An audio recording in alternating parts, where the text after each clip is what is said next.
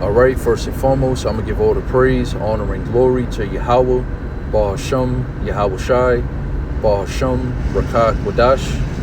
I want to give double honor to the apostles and bishops, Great Millstone, and Shalom to the 144,000 and the rest of the elect. All right, I'm the brother Yawanathan, back with another quick and transit lesson. And this is a post-camp lesson, after camp, on my way back to the crib. And yeah, this was something I already had prepared, where I was going back and forth with the Cbdc about a recent event in India that took place dealing with their Cbdc, all right, a recent development, if you will, breaking development, prophecy watch, mark of the beast watch, right? And pretty much they expanded their Cbdc program. I'm gonna read it off of the chat. It says, India has now expanded its programmable digital rupee, or Cbdc, into a real government food benefit program. Eligible recipients in these 3 cities or whatever, I can't pronounce that, receive subsidies directly into Cbdc wallets, and those funds are purpose bound, so they can be used only for approved purchases through approved merchants. The transactions are digitally recorded and traceable, and India says the system can improve monitoring and reduce fraud or misuse. All right, so yes, India has now moved from just a normal, digital version of their currency, because that's pretty much what every country is doing, including Brazil. They got the digital, what the hell they call their money over there? I forget what it's called right now off the top of my head, but in America you will have the digital dollar, or maybe they might have it some type of stable coin. We don't know yet, because they're really using a lot of semantics and deception here in America, especially concerning this digital money system, this new central bank digital money system that they're trying to launch, this 2030 agenda. All right, because this is what it is, the Great Reset, Agenda 2030, digitalizing the global economy, right? Doing away with paper money, fiat currency. We know that this is the agenda from the elite bankers, all right? The Edomites that are at the top, so-called white people that rule the world. But what we already knew as well, that when you have this form of digital money, all right, it's basically programmable, because that's what the dude in Brazil, man, I really wish, if I wasn't driving, I'll look it up. Matter of fact, when I get to my stop, if I remember, if the spirit allows, I'll look it up again. But whatever that digital Brazilian currency is, you had a dude, a tech engineer, right? If I'm not mistaken, he was a tech engineer, Brazilian dude, probably Jake, more than likely, of the the Northern Kingdom, the tribe of ASSHUR. And he actually, he reverse engineered the programmable digital, the central bank digital money, the Brazilian money, and he found within in its software, or in its coding or whatever, it basically had the ability to program the money, and if they wanted to, they can turn your bank account to 0. So let's say you had 1,000 of whatever, this virtual digital currency or whatever, the government themselves can go in and turn that balance to 0 without you spending anything. So that leads to programmable money. It could basically have an expiration date. They could allow you to use it. They can ban you from using it. Like that little short clip with Tucker Carlson and that guy, I forgot his name, where he pretty much said comply or starve to death. Well, yeah, the government basically has that power in this sense if the money that the people are using is programmable digital money. And we know that this is ultimately the goal of the elites, because you had that famous interview with Aaron Russo and Alex Jones a few decades ago. And what did Aaron Russo tell them about how they want to chip everybody, right? These elites, that's the mark of the beast, according to Bible prophecy, which eventually will be the means of buying and selling, because it's going to be a digital currency that's going to be programmed onto the chip. And without that chip, you won't be able to buy and sell, thus leading to how this is the hour of temptation.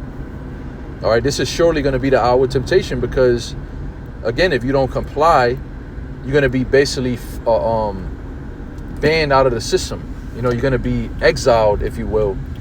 out of this digital infrastructure, and you won't be able to spend any money. Even if you had money, you won't be allowed to spend it because it'll be programmable money.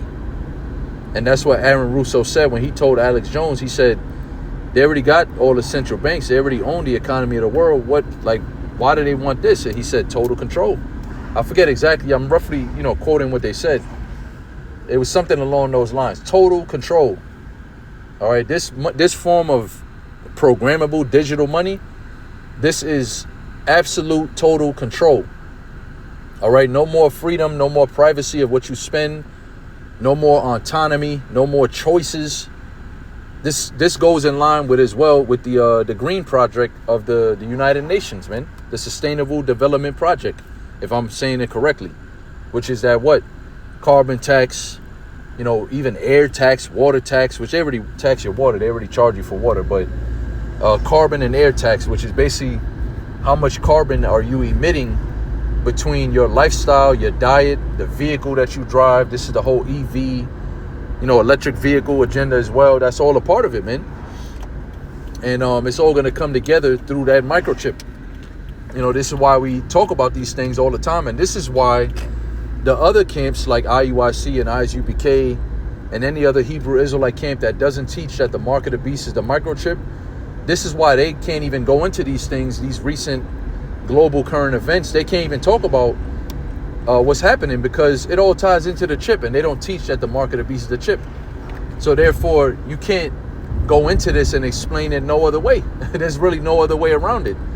All right, it's programmable digital money that's going to go onto the digital RFID microchip implant that's going to go into your body. And this is what the Apostle John saw in his vision. He saw people getting the mark, right? The charagma, the chip. And it said that those that didn't take the chip, though, it said, and that they might buy or sell, roughly paraphrasing the 17th verse. Matter of fact, let's get it. And I'll go back to this chat in a second.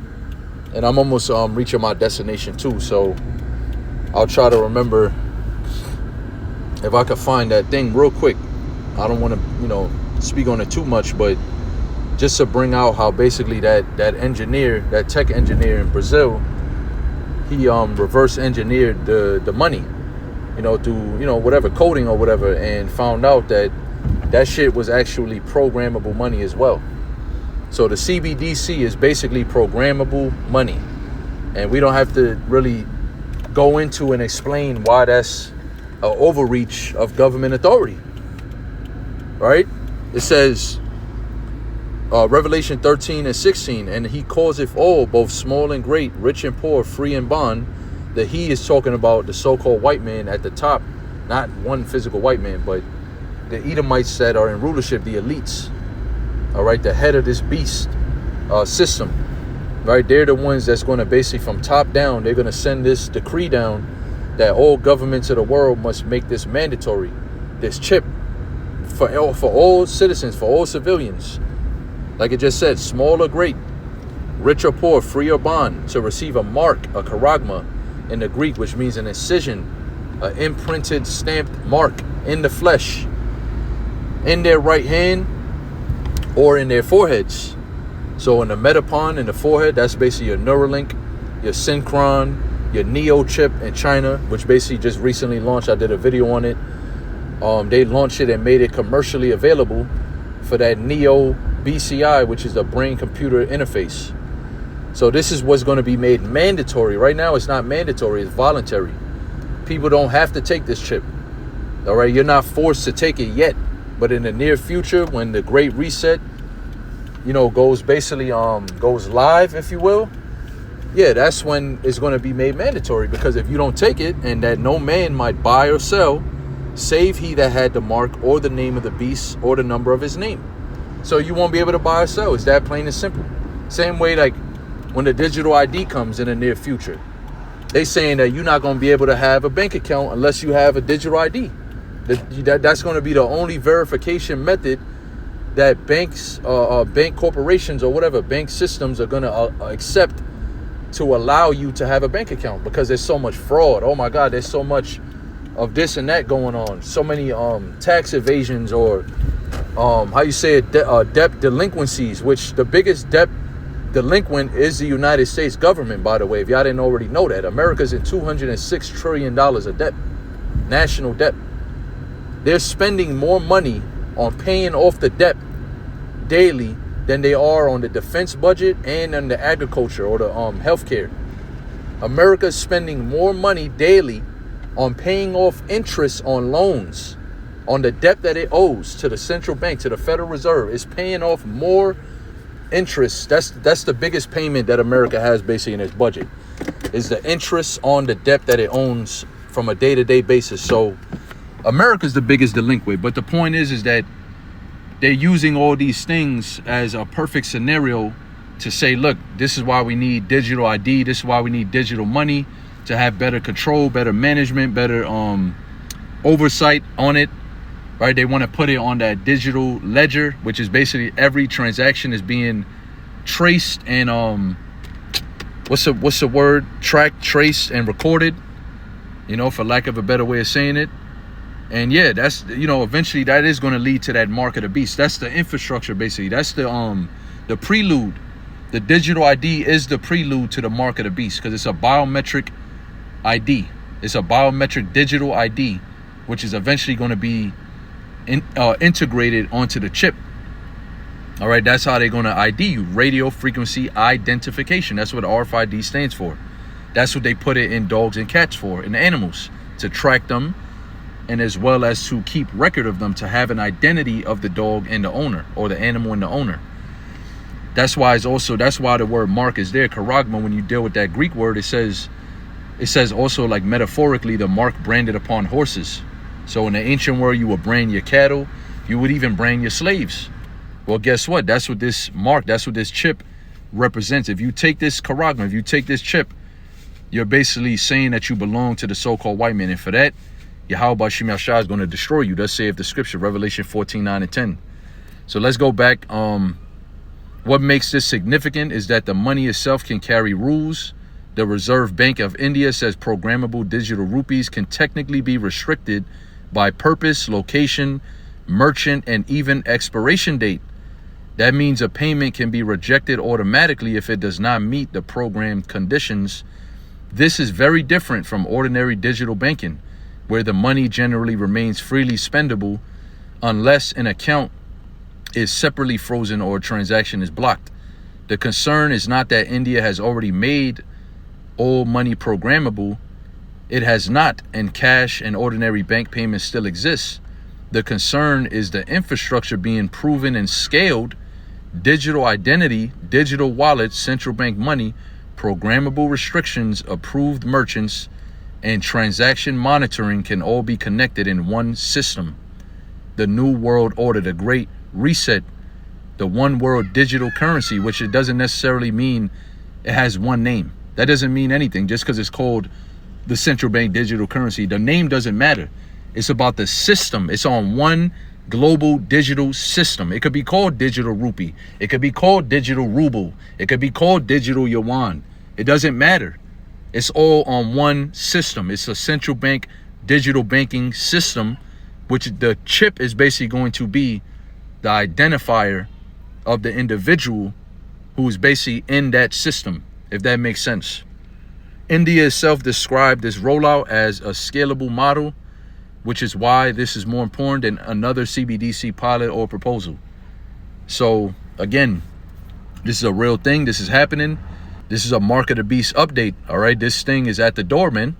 All right, the hour of temptation is at the door, and real soon things is going to be real restricted and monitored.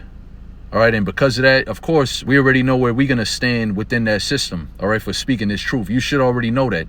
If you in this truth, you call yourself a Hebrew Israelite, a prophet, a man of the Lord, a hopeful elect, you should already know these things, man. You should already, your mind should be prepared for what's getting ready to come, to be a pilgrim upon the earth. All right, so anyways, with that, I'm going to say, Kol Haloyim La Yahweh Shem Yahushai, Ba'ashem Rakak Wadash. Hope and pray you were edified through the Holy Spirit. Shalom to the Lord's elect.